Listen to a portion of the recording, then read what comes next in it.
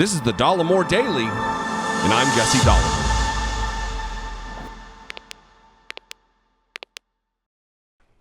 Today's video is sponsored by Stamps.com. In just a minute, I'm going to talk about an offer exclusive to my audience that I think you want to hear about. Before I get to that, though, I want to preface what I'm going to talk about. And it is, again, about hypocrisy. It is about projection. These seem to be running themes with anybody in the orbit of Donald Trump. For years, we have heard the right whine and complain about operations, concerted efforts and operations running against Donald Trump by the deep state. This scary cabal of shadowy figures against the agenda of Donald Trump. Active operations against him. And now we're learning that as a part of wide-ranging investigative journalism by the New York Times, not just this story, but others that I'll talk about, that there were actual operations running against the interest of the country by former British spies, by Erik Prince, the brother of Betsy De Vos, the former education secretary, the absolutely unqualified nitwit, Betsy De Vos, her brother, Erik Prince, who ran a discredited, disgraced mercenary outfit called Blackwater. And they were running operations within the borders of the United States of America to undermine the National Security Council, the FBI, and who knows where else.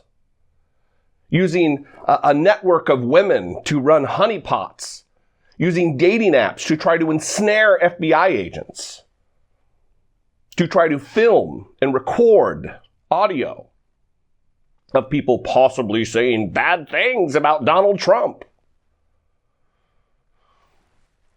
If it weren't for the fact that there is documentation of it all in this reporting, it would be one of those things that you're like, it's too much. I don't buy it. It all speaks to paranoia of Donald Trump and his acolytes, of his bootlicking sycophants. It is a remarkable story. I'm going to read a little bit from the New York Times story, but it's long. I would encourage you, I'm going to put a link, it'll be in the description, to go read it yourself. Read the whole thing and the underlying reporting that led to it. Before I get to all of this, though, I want to talk about today's sponsor, Stamps.com. Almost nothing drives me crazier than the interminable wait at my local post office. I stop in on what I think is going to be a quick errand, and there's always a line. Also, it's expensive. I have spent a small fortune, or at least a small fortune to me, just to get a package or letter up to Idaho at my home within a few days. And heaven forbid that I got merch or stickers that I need to send to somebody. And sure, you can schedule UPS and FedEx to pick up at your house, but who wants to spend double digits just to get someone to come to your door? With Stamps.com, you get discounts of up to 40% off post office rates and up to 66% off UPS shipping rates, and that's just a fraction of the cost of those expensive postage meters. And not only is shipping with Stamps.com safer and cheaper, it's way more convenient. Like I said, you don't even have to leave your house. With your Stamps.com account, you can print official U.S. postage from your computer 24/7 for any letter, package, and class of mail anywhere that you want to send. And do it on regular printer paper. You simply affix the postage to your package and envelope and then hand it off to your mail carrier or drop it off in a mailbox. And it's done. Go to Stamps.com instead. There is no risk, and with my promo code, which supports this channel, Dollemore, you get a special offer that includes a 4-week trial plus free postage and a digital scale. No long-term commitments or contracts. Just go to Stamps.com, click on the microphone at the top of the homepage, and type in Dollemore. That's Stamps.com, promo code Dollemore. So let's get into this story, this New York Times article, the title of which is Activist and Ex-Spy Said to Have Plotted to Discredit Trump Enemies in Government. The campaign included planned operations against President Trump's national security advisor at the time, H.R. McMaster, and FBI employees, according to documents and interviews. So they're running a concerted counterintelligence operation against the current, at the time, national security advisor to the President of the United States, who was a general at the time, an active duty general, H.R. McMaster, who also was like the preeminent expert on operations against Russia. Reading from the article, a network of conservative activists, aided by a British former spy, mounted a campaign during the Trump administration to discredit perceived enemies of President Trump inside the government, according to documents and people involved in the operations. Again, according to interviews and documents that they have. This isn't a stab in the dark. Also, before any of the Trump dummies out there are going to say, fake news, it's fake news, it's fake news. How often do stories have to be retracted because they're wrong? It's so rare.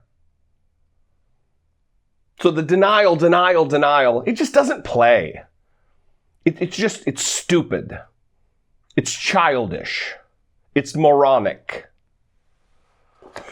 The campaign included a planned sting operation against Mr. Trump's national security advisor at the time, H.R. McMaster, and secret surveillance operations against FBI employees aimed at exposing anti-Trump sentiment in the Bureau's ranks. Because in Donald Trump's administration, there can be no dissent. In Donald Trump's orbit, there can be no one who doesn't have anything but praise for the emperor. You can't mention that the emperor has no clothes on, because that would upset him in his fragile, childish ego. Ugh. The operations against the FBI, run by the conservative group Project Veritas, were conducted from a large home in the Georgetown section of Washington that rented for $10,000 per month. Female undercover operatives arranged dates with FBI employees with the aim of secretly recording them making disparaging comments about Mr. Trump. So they're pouring money into this operation where they have women, and it talks about it later in the article. I don't think it's in the sections that I printed here. Go on dating apps. I mean, this is like a page out of if you watch the TV show The Americans, where Russian-born spies were living in the United States in the 80s trying to infiltrate, during the Cold War, the United States government. That's what they're doing here. They're playing spy. And they have the money backing because Erik Prince is the billionaire. He's training these people in his Cody, Wyoming camp. His Taliban camp. Conservative Taliban camp in Wyoming. The campaign shows the obsession that some of Mr. Trump's allies had about a shadowy, quote-unquote, deep state trying to blunt his agenda, and the lengths that some were willing to go to try to purge the government of those believed to be disloyal to the president. Again, there cannot be dissent. You cannot disagree with Donald Trump, even though there was so much to disagree about. He can't handle that. And keep this in mind also, Betsy De Vos was a holdout. She made it through the entire 4 years of Donald Trump's assault on the country by way of his administration. How many others? I mean, how many national security advisors did he have? How many secretaries of state did he have? She made it all the way through because her views did not derivate from those of Donald Trump. Her agenda did not diverge. Central to the effort, according to interviews, was Richard Seddon, a former undercover British spy who was recruited in 2016 by the security contractor Erik Prince to train Project Veritas operatives to infiltrate trade unions, Democratic congressional campaigns, and other targets.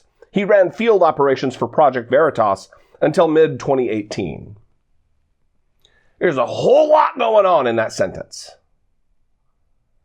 That Richard Seddon, former MI6, which is the CIA of the United Kingdom, was hired by Erik Prince, who was also up to his neck in the Mueller investigation with his meetings during the transition in the Seychelles. Hiring him, Richard Seddon, Prince hiring Seddon to work for Project Veritas and the absolute dum-dum, James O'Keefe, the convict, arrested on a felony charge, was later dropped to a misdemeanor. He recently tried to sue the FBI because he can't buy a gun, or was turned down for one. A lot going on here. The efforts to target American officials shows how a campaign once focused on exposing outside organizations slowly morphed into an operation to ferret out Mr. Trump's perceived enemies in the government ranks. So again, that's what we're dealing with here. That these dirty tricksters, which, I mean, really, that's what this is. These dirty tricksters went from trying to target liberal activist organizations and in labor unions, teachers unions and the like, to the actual government of the United States, within the security infrastructure of the United States.